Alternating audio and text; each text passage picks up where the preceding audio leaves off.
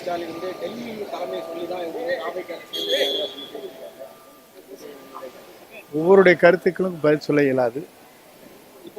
என்னை பொறுத்தவரைக்கும் தெளிவாக ஒரு முடிவு செய்துதான் நான் இந்த இயக்கத்திலே இணைந்திருக்கிறேன்.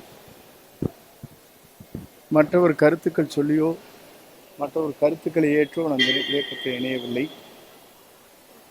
ஆகவே டெல்லி சொல்லித்தான் சொல்வது என்பது சால பொருத்தமாக இருக்காது.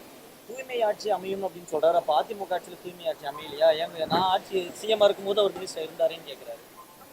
தூய்மையான ஆட்சி என்பதற்கு பல காரணங்கள் இருக்கிறது. புரட்சித் தலைவி அம்மா ஆண்ட காலம் தூய்மையான ஆட்சியாக இருந்திருக்கிறது.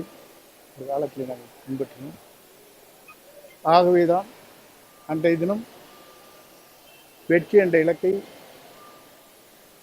புரட்சித் தலைவர் இருக்கும் வரை 3 முறை அவரை யாராலும் வெல்ல இயலவில்லை. புரட்சித் தலைவர் அம்மாவும் 5 முறை முதலமைச்சராக இருந்தார்கள்.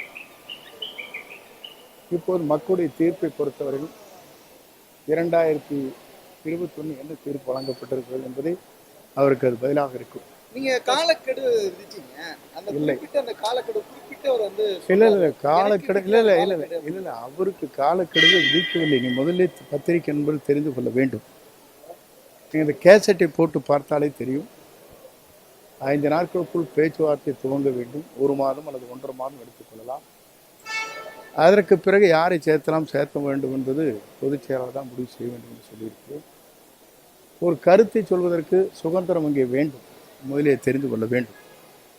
நீங்கள் அன்றைக்கு கூட படம் கையிலே வைத்திருக்கிற போது சொன்னீர்கள். அவர் கூட அதை சொன்னார்.